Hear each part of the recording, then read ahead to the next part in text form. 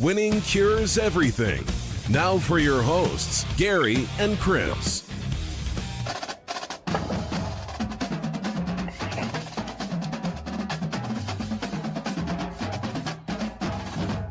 Welcome in, Winning Cures Everything. It is the Friday, April 8th edition of the show.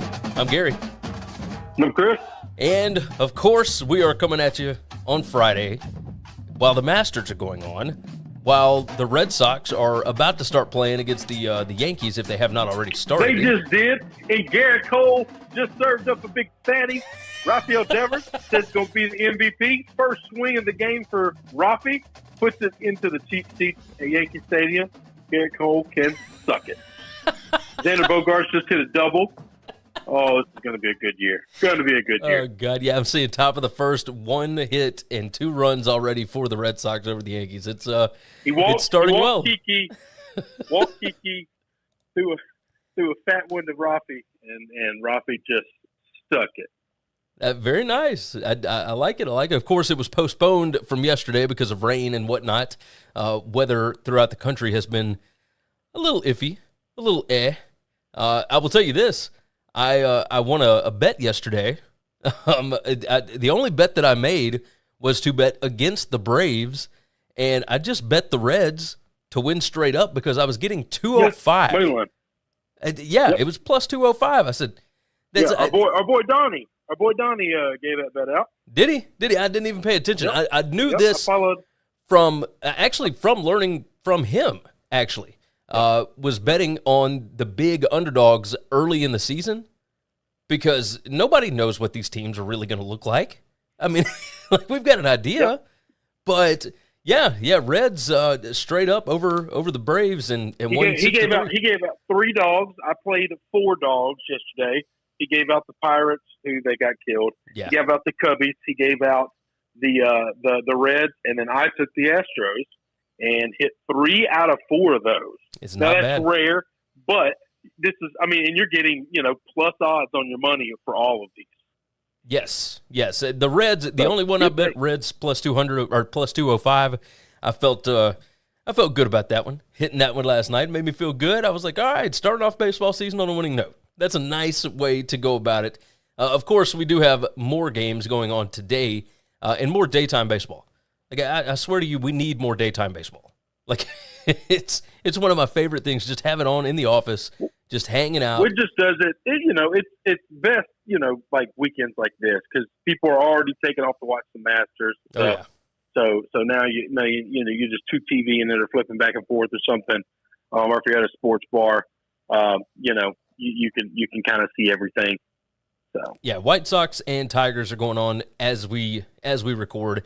You got the A's at the Phillies at 2:05 Central. You got Orioles and Rays at 2:10. You got Dodgers Rockies at 3:10. I mean, it's just all day, and it's glorious. I feel like we should have this every single day throughout the summer. We don't always have daytime games, but we should. We absolutely should. There should be something going on during the day. I think there'd be a lot more eyes on it as we go through. We brought up the Masters. I'm gonna guess something good happened.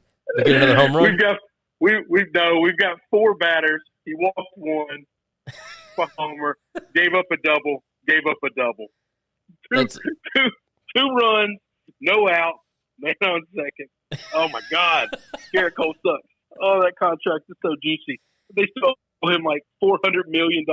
Whew. All right, this is not going to be a shit on the Yankees pod. We can move on. What do you want to talk about? Let's talk about the Masters. Who you got bets on the Masters? So listen, I didn't bet a whole lot of guys on the Masters. I didn't play it. There are guys I like. My favorite golfer in the world has been for the last 3 or 4 years. John Rahm. John Rahm is going to be my pick in the Masters every year until he gets it. Okay, I think he's the best golfer in the world, and he's my favorite golfer right now to watch. I put a little bit down on him just so when he wins one day, I'll say I got that ticket too. But that's kind of it. My biggest issue with golf and betting golf right now is there's about 12 young guys that I love watching play. And I think any of them, and they're all playing great, by the way. Yeah. And so it just makes it just so difficult. I love Shoffley. I love Finau. I love Cam. All of these guys are just, they're so young. They're so good. Then you've got the Spieth of the world, who I love, and he's on his way back. If we've ever seen a sport where you can say one guy is bigger than the sport in the first time in the history of all athletics, it's Tiger. You just can't get a ticket on everybody. You just can't. And so I'm instead of wanting, because then I would find myself like rooting for the people I have tickets on instead of just enjoying watching my guys do well, Yeah, I didn't take anybody to win outright this year. I bet on 4 guys to make the top 10. It was Xander Schauffele, it was Tony Finau, it was Jordan Spieth, and it was John Rahm. Like those are my 4. Those are my 4 guys. I'll be ecstatic if one of those can win it, and all the rest of them come in top 10. I would be absolutely ecstatic. Yeah, that's like, one of my favorite bets. Perfect Masters for me, as long as Tiger could be there too. Tiger. Let's discuss this. Let's discuss Tiger Woods. -1 first day, look good. I'm very curious to see how he comes out today. So for the first time in the history of Tiger Woods, there are reports of Tiger walking off of courses and majors, especially with second place finishes, like cussing and swearing. Yeah. Okay. This guy is the definition of the only success is winning. Oh yeah, it's Ricky Bobby. He was asked, if you're not first, you're last. He was asked yesterday very clearly, is this a win for you? Making it 18 holes and being, 1 under, and how do you feel? And he said it's going to be a lot of ice. It's going to be, a lot of rest, overnight. And he says, this is a win for me. Like, I think this is a victory, which I agree with him. And it just made me feel so happy that he could he could understand, he could grasp the fact that I am a human, I am not a god, and this is a victory. And it's okay to celebrate victories like this. They're not the victories that I used to celebrate. Yeah, but it's completely still different. A good victory to celebrate. And that actually made me really proud to see a guy that has just been so ultra competitive, and he's kind of wrecked his body over the years, to just have a little bit better self-reflection. Think about this. So 500 something days ago, he was in a car wreck. People thought that he might die.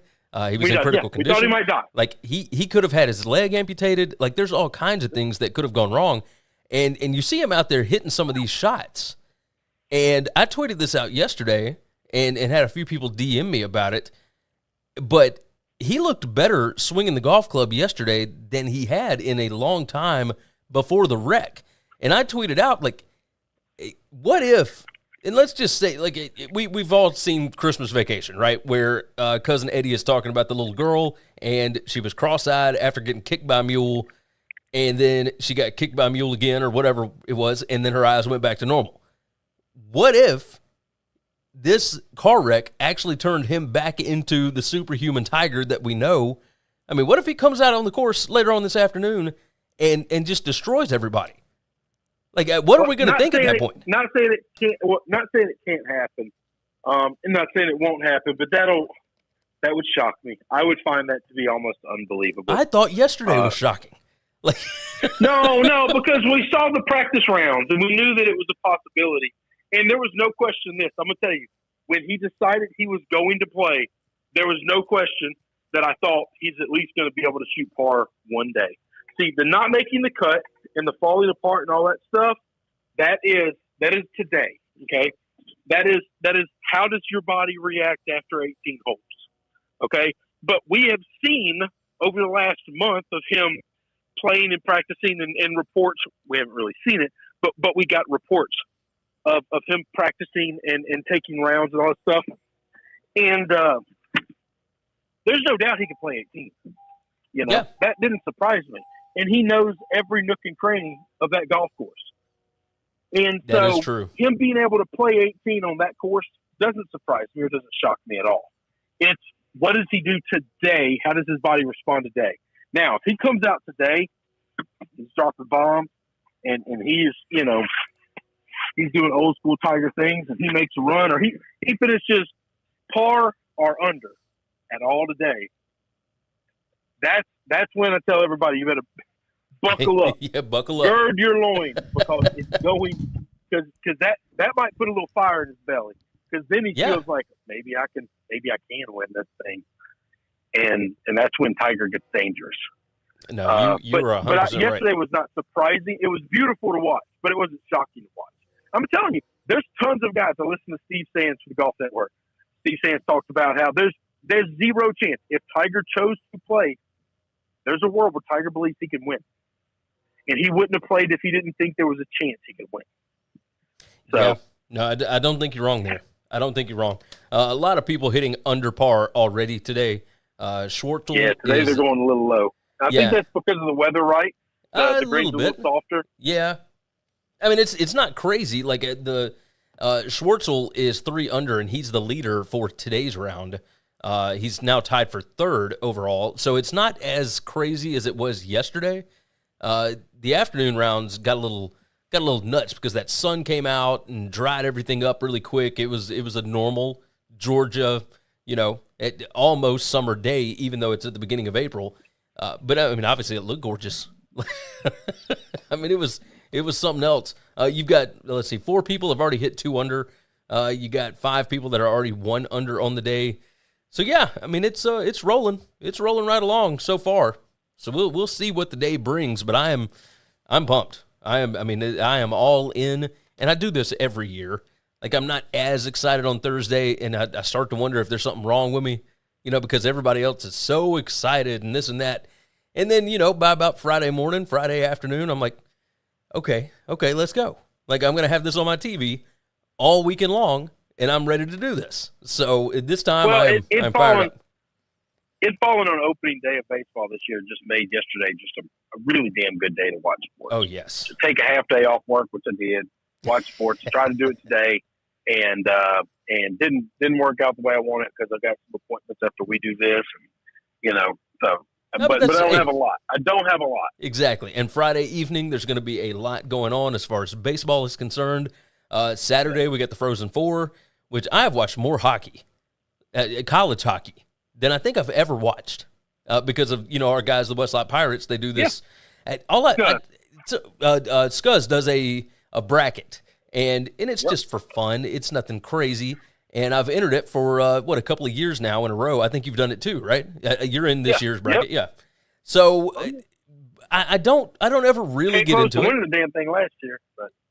This year, all I need is Minnesota State to win, and I win the college hockey bracket pool, which is absurd considering I have not watched any of it, but I did some research before I submitted my bracket, like just to go in and look and see what the rosters are like. I tried to look at a little bit of analytics, nothing crazy.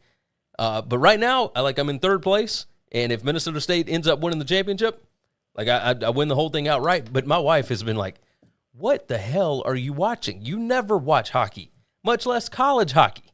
And I've had it on every night that it's been on. I've got 4 TVs in my man cave, so it's always got, something on every one of these TVs. And I've had fun watching that. Like, I have a feeling I'm going to be into the Stanley Cup playoffs this year. I have kind of enjoyed this.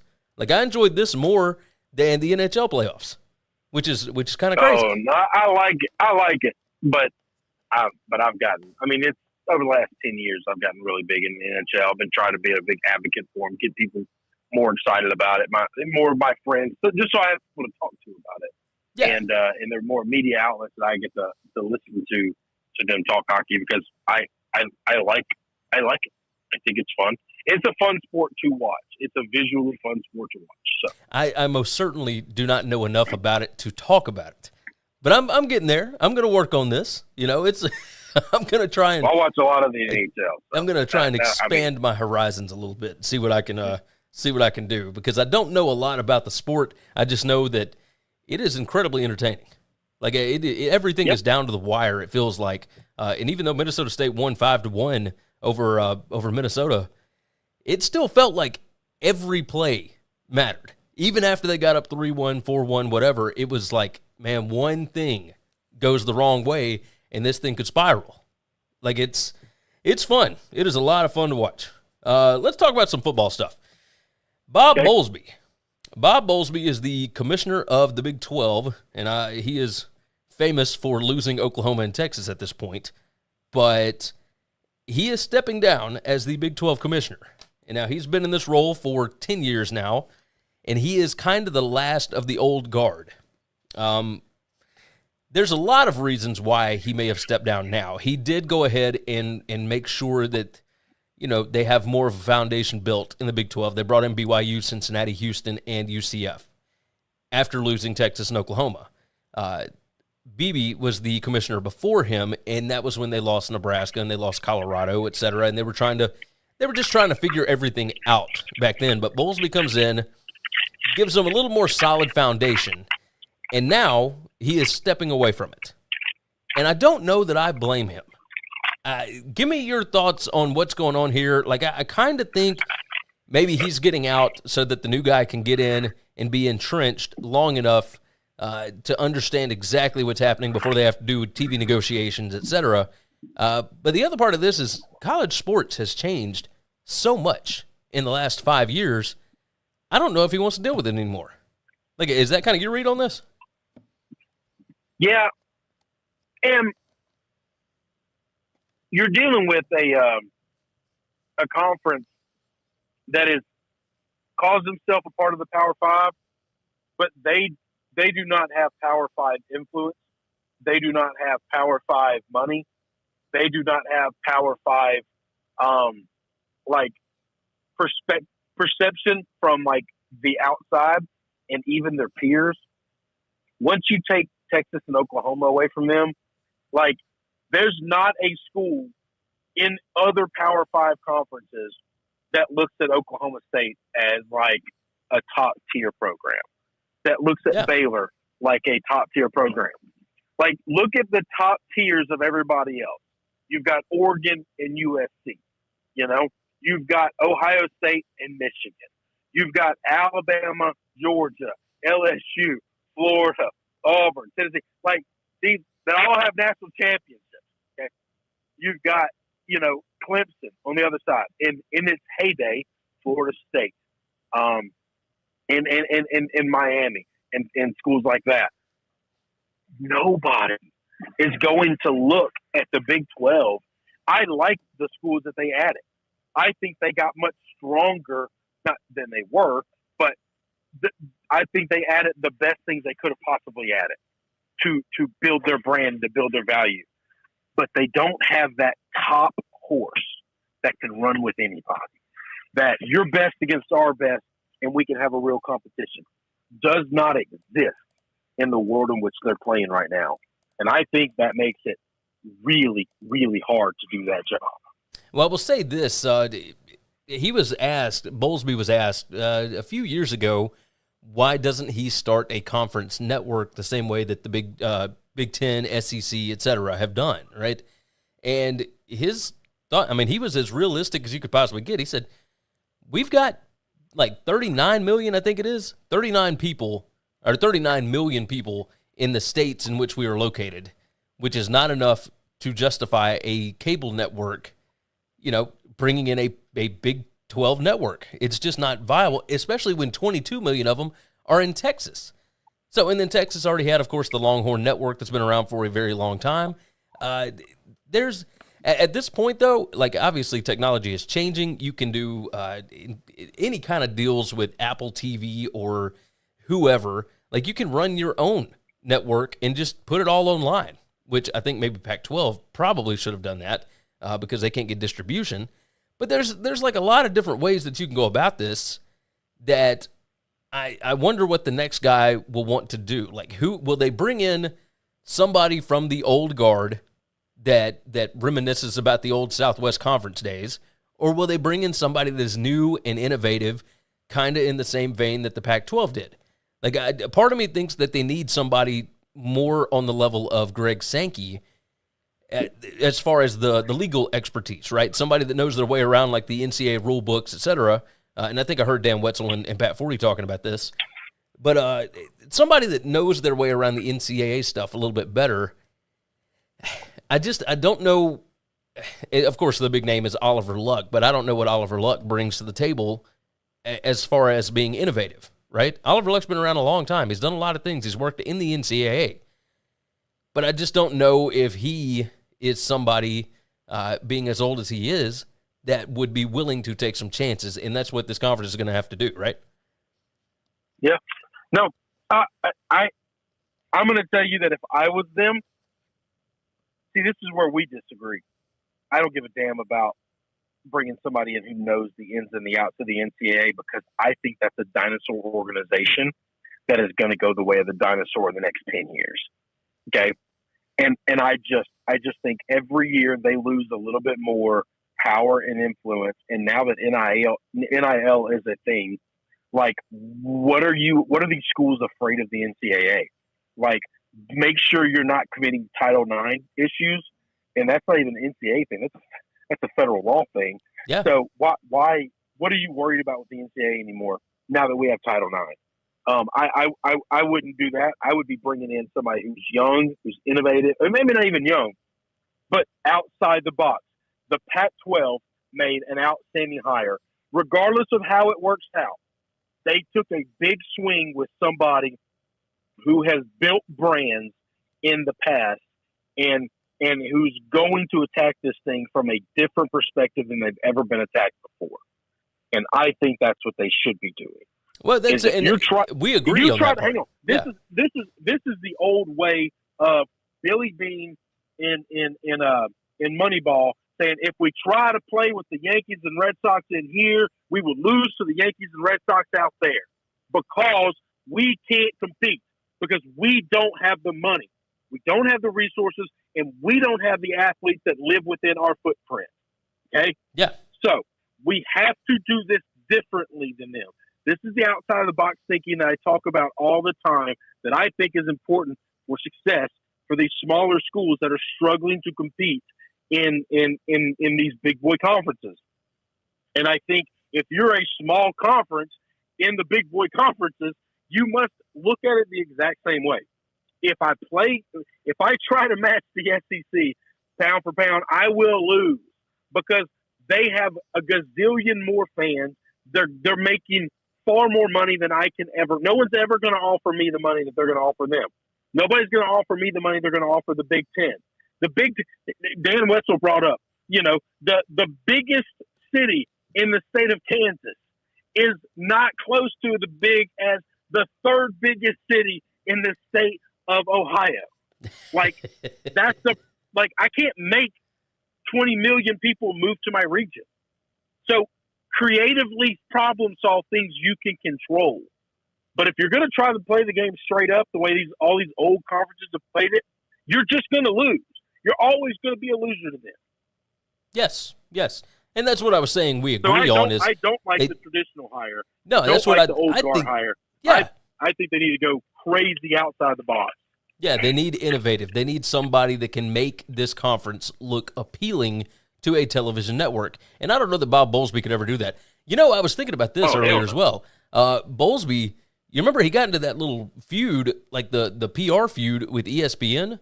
I do wonder if maybe some of these presidents and ADs went to Bowlsby and said, hey, you might need to step out of this so that we can make sure that we actually get paid, so that ESPN will actually come to the table. I'm sure ESPN would have been at the table anyway, but they may not have wanted to deal with Bowlsby.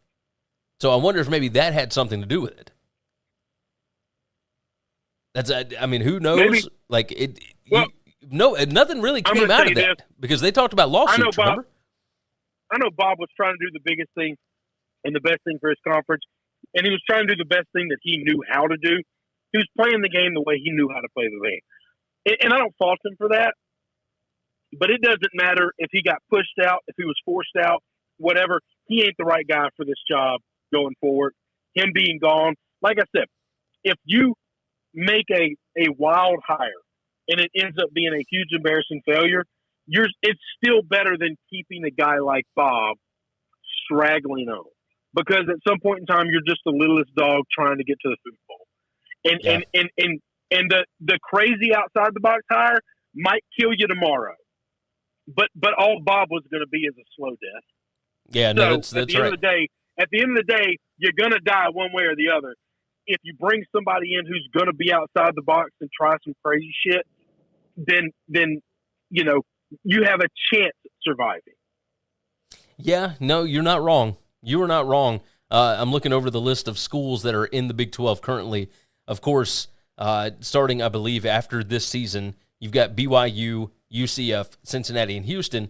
But then you got Oklahoma State, Baylor, Iowa State, Kansas State, West Virginia, TCU, Texas Tech, and Kansas.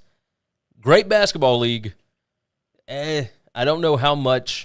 I don't know what it does for football. So who is interested in doing that? They do have that, though. It's not like basketball makes nothing. And it's not like basketball is not important. I mean, they do have the back-to-back NCAA champs. Yes. Yes, they do. We haven't had that in the conference in a long time since a single school just went back-to-back. I think the SEC, Kentucky, is the only one that's won a national title since 2006. I think it was 2006 or 2007 when Florida did their back-to-back. Florida went back-to-back. Yeah. But other than that, I mean, the SEC, like it is football and they're building basketball, but it ain't the Big 12. It definitely is not the Big 12. We're good at everything. We're good at everything because we have all that football money. Yes. And so we're taking over baseball. We're taking over basketball, or we're getting, not taking over, but we're getting like crazy competitive in these other sports now. But it's just one of the, hell, look at women's basketball. I'm telling you, in the next 3 years, Mississippi State, South Carolina, and LSU going to be the three biggest programs in the country. Yeah. Yeah, I don't think you're wrong. Because there's nothing UConn can do to keep up with the amount of money the SEC has to throw around. They just can't. Yeah, no, you're not wrong. South Carolina, of course, winning another women's basketball tournament. Yeah, I mean, it's going to be nuts. I'm real curious about this, what the TV negotiations are going to look like with a new guy, what they end up deciding to do for a new guy. I really want to see whether it's somebody kind of young, innovative. We know the way that the ACC went with Jim Phillips. We know the way that the Big Ten went with Kevin Warren. A little more traditionalist. I mean, they're younger guys, but still a little more traditionalist. And then the Pac-12. Jim Phillips is literally just a Big Ten puppet. That's yes. it. That's what's weird about it is he's not going to do anything strange, crazy. He's not going to rock any boats. He's not going to do any of that stuff. He's going to play the game straight up the middle, and you can say that's fine and good.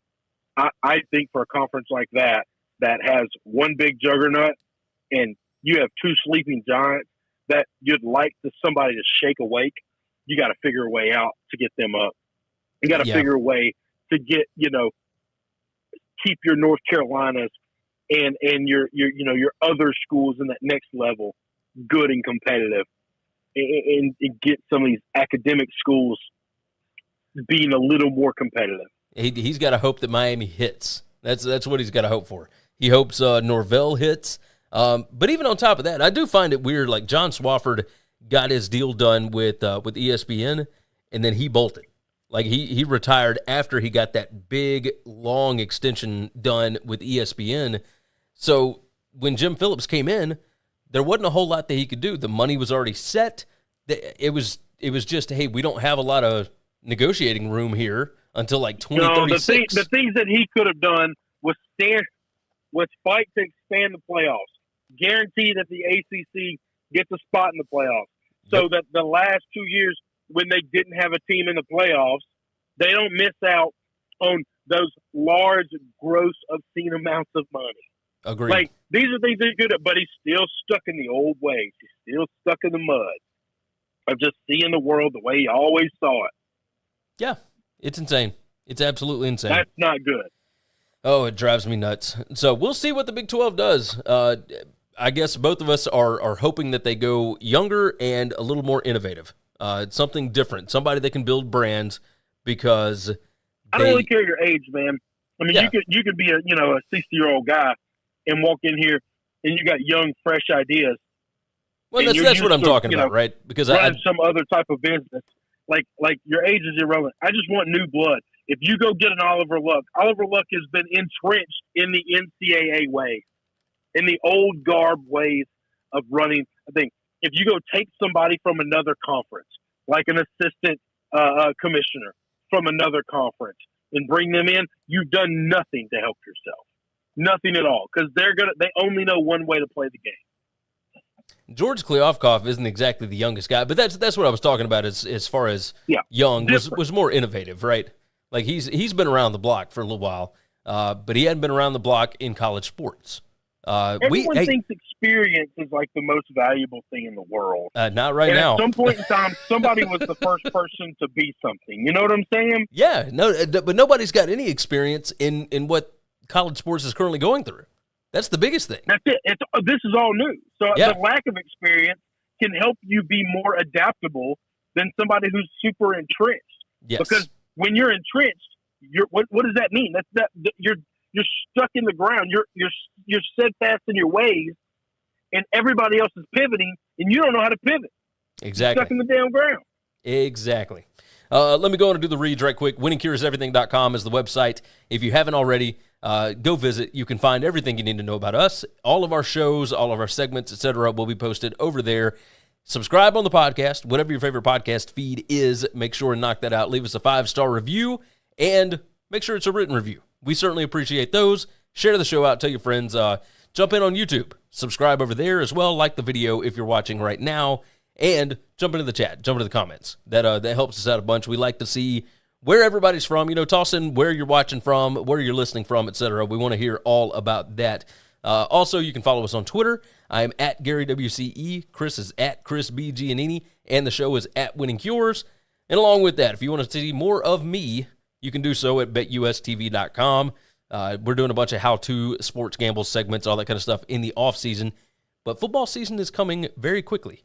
Very, very quickly. As a matter of fact, Chris, I hadn't even talked to you about this, but I think I have got the schedule set up where we will start with college football previews in the second week of May. So I'll hit you up about that, though. But we're going to be rolling with some football previews. And then, of course, NFL Draft, April 28th. We'll be doing our usual live show, all that good stuff. So lots on the horizon for that. Now, let's start off with this. Did you see that Notre Dame scheduled Tennessee State for week 2 of the 2023 season? Yes. Okay, I am curious your thoughts on this. The way that this was set up was this is the first time that it was Notre Dame, USC, and UCLA. UCLA has a game scheduled against, I think, Alabama A&M next season. So Notre Dame and USC were the last two that had not scheduled FCS opponents ever. But of course, in the press release, Notre Dame does not say it is an FCS school. It is their first game against an HBCU, etc. I think, honestly, when I went back and looked at the schedule, they play in Dublin, Ireland the week before this. So I think they were looking for an easy win, somebody that could schedule, come back in, basically run the 2s and 3s out, and be able to secure a victory. But do you think that this means anything at all to Notre Dame fans? I know that a lot of the Twitter threads, a lot of the message board threads that I read through, Notre Dame fans were pretty pissed off about this. They have kind of prided themselves on not having ever played an FCS school, and now they're playing Tennessee State. And, of course, there is a connection. Eddie George is the head coach at Tennessee State. He played at Ohio State. Marcus Freeman also played at Ohio State. So there is the Buckeye connection there. But I'm curious your thoughts on this. Does it mean anything? I think it's important. I get the fans like having the pride of saying, "Hey, we've never played an FCS school, whatever," and you don't want them. I hate these games. Okay, I absolutely hate them. But if you're going to do it, I think this is a good opportunity for Notre Dame. Throw a little money around some of these other schools. The other thing that you're doing here is Notre Dame's not dumb, and they understand recruiting. This is why they play the teams that they play them.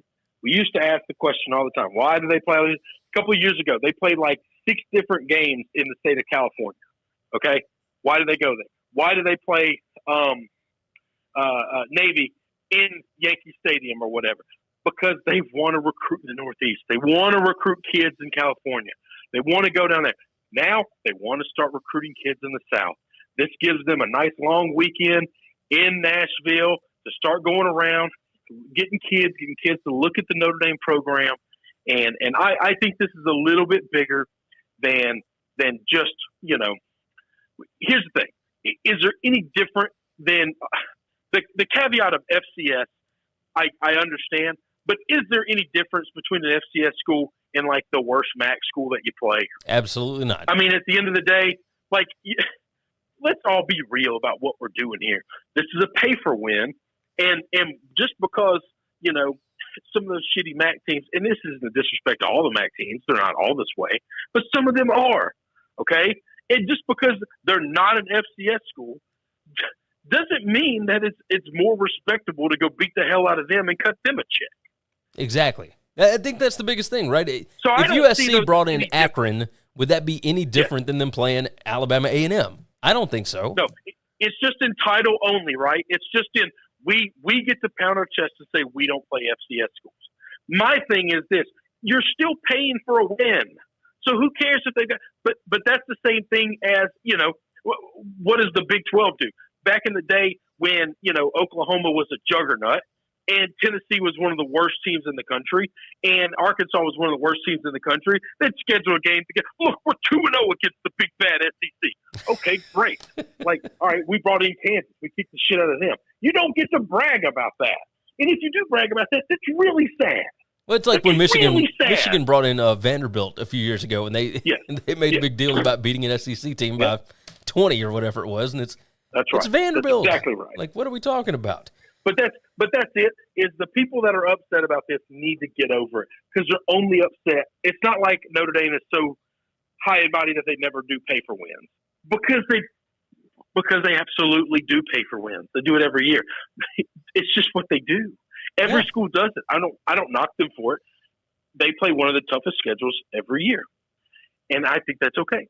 But I also know what we're I know what we're talking about here. And you see FCS, and you're offended by it, and you're turned off by it. And I don't see them any different as Akron. Well, I will tell you this: there are some FCS schools that are better than Akron. We know that. Yeah, but we know that. We absolutely know that. And so South Dakota State beat the mess. That's why I hate the labels, and I hate the just that kind of stuff pisses me off. But it's the same thing I hate about the Power 5 and the G5. Like, I hate that title because they ain't all Power 5s, man. Exactly. We got guys on our school in our group of the SEC. They ain't Power 5s. They're just a member of this country club. Yes. That's it. They pay the right dues to the right people. But they're not competing at the same level everybody else is. Yeah, there's people that play at the Masters every year that are not going to win it. That will never win. I got to go. You done? All right, I'll let you out of here. I'll finish this thing up. Bye. Later. All right. I did want to bring up, and I hate that I couldn't get his intake on this, but Louisiana has cleared NIL for high school students. Now, this seemed like a pretty big deal. Bruce Feldman tweeted about it, and in his tweet, he said that the biggest winner for this is Arch Manning. And I would have to vehemently disagree with that, because the way that the Mannings have set this up, Cooper and, of course, the two brothers, Peyton and Eli, they have kind of built this wall around Arch Manning. He does not have social media. He is not, he's not out there. Like, he's not really letting it be known, which, by the way, Arch Manning is visiting Virginia this weekend just to get a visit for Tony Franklin. Tony, oh, God, I hope it's, I messed up the name. Either way, the former Clemson offensive coordinator. Just for him to get a visit out there from Arch Manning is a pretty big deal. But regardless, Arch Manning, I don't think has to worry about this. The Mannings have money and money and money, and they don't have to worry about this NIL stuff. I don't think Arch Manning is the biggest winner here. Somebody may offer him a bunch of money. That does not mean that he's going to take it. He ain't going to be swayed by money. Arch Manning is going to go where he wants to go, and the money will never be an issue. We won't have to worry about that. So I don't think that that's the biggest winner. I think the biggest winner is these other kids that are in the state of Louisiana. So we'll see what happens there. We won't talk long about this. Chris and I might hit on this next week. The Bills signed an extension with Stephon Diggs, 4 years, $104 million. That's pretty good. That's a pretty good deal. Apparently, it's $70 million guaranteed. Apparently, the Colts offered the same thing, only they offered $69 million guaranteed. So then the Bills came back and offered $1 more million. There's 2 years remaining on his existing deal. And the total value of this is $124.1 million over the next 6 years. That's pretty good. That is pretty good dough. So along with that, of course, that has led Deebo Samuel, who is a wide receiver, running back, whatever, just all-around offensive player for the San Francisco 49ers. It has led him to unfollow the 49ers. He's in the last year, or going into the last year of his rookie deal, and they do not have an extension in place. They don't have any whatever. But he is absolutely the focal point of their offense. He is what makes them go. And I know we can talk about George Kittle and whatever else, but it's Deebo Samuel. Like, he is the guy.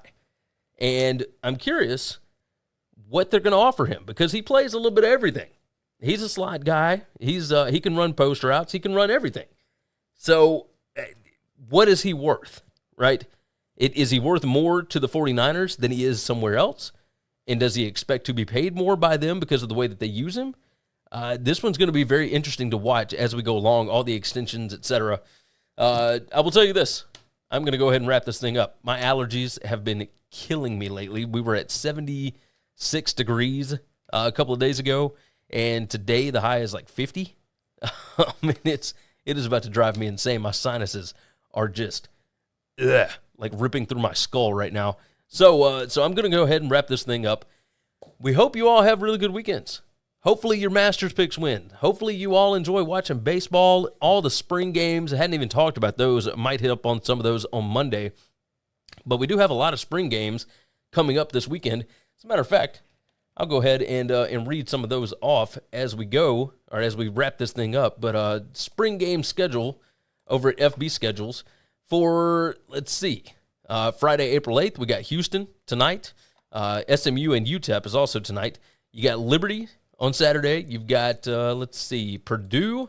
You got Toledo, Tulsa, Cincinnati, Clemson, Kentucky, NC State, Pitt, Auburn, Arizona, Kansas, Nebraska, Texas A&M, UAB. What do we have late? Florida State, Boise State are going to be knocking theirs out. Arizona State late Saturday. A lot of spring games. I've got the DVR already set to record all of them, or as many as will be televised, and then, of course, we'll go to YouTube and whatever else after that to see what we can find. But, getting a feel for what these teams are going to look like as we go into the season. I'm working on a couple of different things, what team's actual record was last season with post-game win expectancy, etc. So get a feel for what the team really was compared to what they are. Lots of stuff. Like I said, I'm going to talk to Chris, but it looks like the second week of May is when we're going to start our college football previews, and we're going to start previewing one side of the conference every show out from here until July, and then we're starting with the NFL divisions. So we're going to be ready to rock and roll, but let's go ahead and wrap this thing up. You guys have been fantastic as always. Make sure and like the video if you're watching on YouTube. If you're on podcast, share this thing out, tell your friends. Make sure that you're subscribed everywhere you need to be subscribed. And with that, take care of yourself, take care of each other, and hopefully all of your tickets cash this week. Thanks for checking out Winning Cures Everything. If you want to keep up with us, hit subscribe on YouTube or your favorite podcast app. Visit the website at winningcureseverything.com, or you can like us on Facebook or follow us at Winning Cures, at Gary WCE, or at Chris B. Giannini on Twitter. Share out the show.